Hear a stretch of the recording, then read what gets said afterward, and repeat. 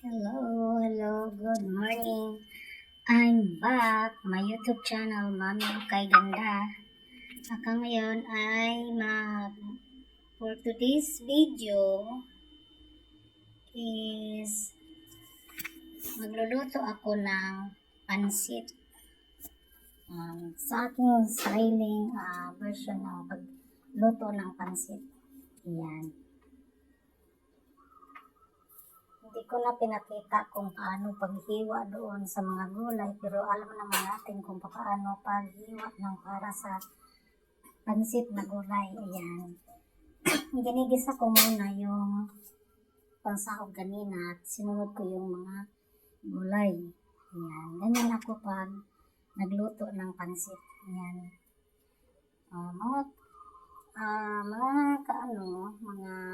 Mga supporters, huwag nyo na lang hanapin yung aking sariling mukha dyan kasi mahihirapan ako kapag i-front cam ko. Kaya ayan, sa back camera lang lagi kong ginagamit kasi yung kabilang kamay nagluluto, yung kabilang kamay nagbibideo. Kaya ayan, mas madali kasi pag nasa back cam ang gamitin. Ayan, ating titimplahan.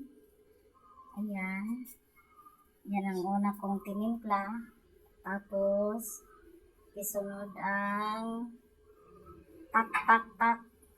Alam na natin kung ano yung tak. Tapos siyempre hindi mawala yung aking powdered black pepper. Kasi pag yan ang nilagay mo, lahat ng timpla mo ay talagang nanunuot.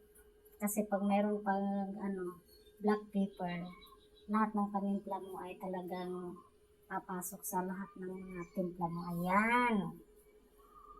Hindi ko masyado niluto yan. Half cook lang yan.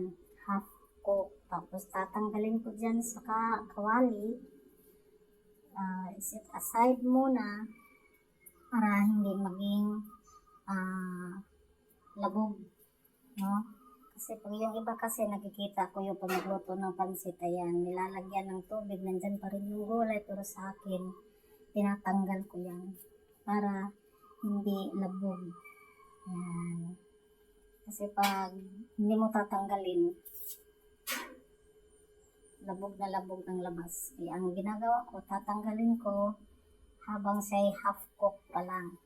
Tapos, may susunod ko dyan na ilalagay sa kawali ang tubig. Yan. Mineral yan hindi yan galing sa gripo. Kasi pag nagluluto ako, inaano ko dyan talaga mineral. Tapos yan. Yung buto ng karning baboy, yan, buto ng lechon yun. Sinali ko na ng pakulo para yung lasa ng lechon nandoon. Yan. Pakukuluin ko muna yan bago ko ilagay din naman yung bihon at saka yung kanton. Lagyan ng toyo para maging pula yung tapos oyster. Ayan. Nilalagyan ko rin yung oyster yan para medyo manamis-namis. Ayan. Ating pakukuluin yan. Nandyan pa rin yung brown black pepper. Ayan. Powdered black pepper. Hindi mawawala talaga yan pag nagluto. Kailangan nandyan yan. Para yung timpla mo dumidikit. Ayan. Pakukuluin muna natin bago natin isunod yung ayan. Habang hindi pa kulo, mag-shoutout muna ako kay You Prince Vlog. Ayan. Siyang naghila sa akin para mag-vlog. Ayan. Kumukulo-kulo na. Pag kumulo na, ilalagay ko na yung una ko muna yung yung bihon. Yan, bihon. Yan, bihon yan. Bihon na parang sutanghon. Bihon ang nakalagay dyan sa balot talaga na parang ginawang sotanghon. Pag nagluto kasi ako ng pansit, hindi ko yan binababad sa tubig. Yung bihon or anuman ang iluluto ko basta pag pansit. Hindi ko ibinababad yan. Kasi pag ibinababad mo, medyo lata. Lata ang pagkaluto. Tsaka madaling mapanis. Kaya ayan, habang mayroon pa akong hinahanap. Yung gunting pala, malinis yan ha. Yan ang gamit talaga namin sa pag nagluto. Pinuputol ko muna para namang hindi mabulunan yung kumakain. Kasi pag pinutol mo nang hindi pa basa, matigas. Kaya ibabad ko muna dyan. Pero hindi yung babad na tatanggalin, kundi tuloy-tuloy na yan. Yan. Kailangan tansahin din yung paglagay ng tubig. Baka hindi mo matansya, hilaw naman. At kung sumubra naman.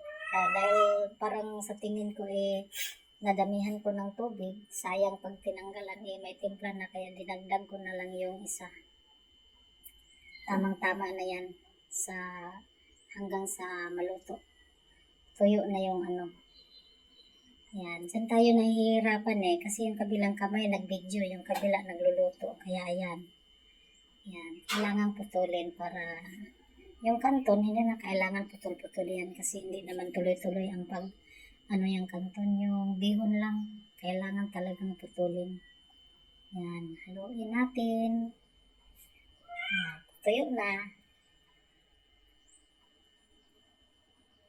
Pag yung medyo matuyo na talaga, yung tuyo pa dyan, ilagay ko na yung gulay kasi naka-half cook lang yun. Ayan. Naka-half cook lang kasi, kaya kailangan habang hindi pa tuyong-tuyo, ilagay na para madagdagan yung luto. Sa half cook na iniset aside ko kanina. Ganyan ako pag nagluto ng pansit. Kasi pag yung binababad, madaling mapanis kasi babad na sa tubig. Paglagay mo dyan sa kawali, sandali na lang, tanggalin na. Kaya ang paraan ko, hindi ko binababad sa tubig. Mapabihon man, mapasutanghon, hindi ko yan binababad. Lalong-lalo na yung sutanghon. Madaling yung sutanghon. Basang-basa pag niluto mo, pag binabad mo, kaya hindi ko binababad. Pero sa sinasabi ko kanina, iba-iba ang paraan ng pagluto. Pero sa akin ang pagluto ganyan. Ang huli kong ilalagay dyan yung repolyo. Kasi madali lang. Ayan. Repolyo at saka pizza yan para may green. Yung green na talagang green pizza yan. Tapos yung puti yan ang repolyo. Kasi hindi ako nakakita ng repolyo na green, kaya sinalihan ko na lang ng pitsay para yan. Maganda kasi tingnan kapag may green. Naputo lang aking voice out, bakit kaya biglang naputol. Diba? Ayan, tingnan nyo. Maganda tingnan kasi mayroong kulay green na tingkad ang pagka-green. Ganyan ako pag nagluto ng pansit para magandang tingnan at hindi labog yung gulay. Tanggalin muna natin para hindi maging labog. Ayan. Uy, huwag kang malalaglag. Sayang. Ayan ang aking pansit. Bihon with canton. Ayan. Ang tawag niyan is bami. Bami ang tawag sa amin yan. Basta paghaluin yung bihon at saka yung canton, ang pangalan niyan dito sa amin ay bami. Kaya ayan. Ano ba talaga? Bakit ba? Ayan. Bago matapos ang aking video, maraming salamat po sa lahat ng sumusuporta sa akin na kahit minsan lang ako nakapag-upload nandyan kayo.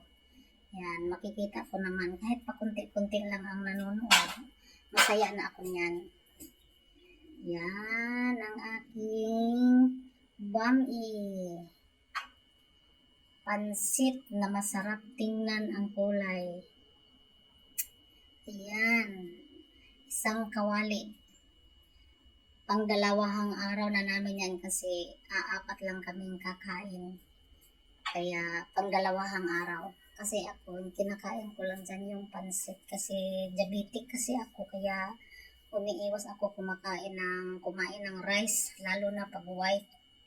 Kaya ang kinakain ko talaga yung rice ko is black rice and red rice. Yan. Tanghali lang ako kumakain ng rice. Kaya sa gabi, yung kinakain ko, pansit lang to. Carbo din. Carbo pa rin ang pansit kasi flour yan kaya carbohydrates gyapon.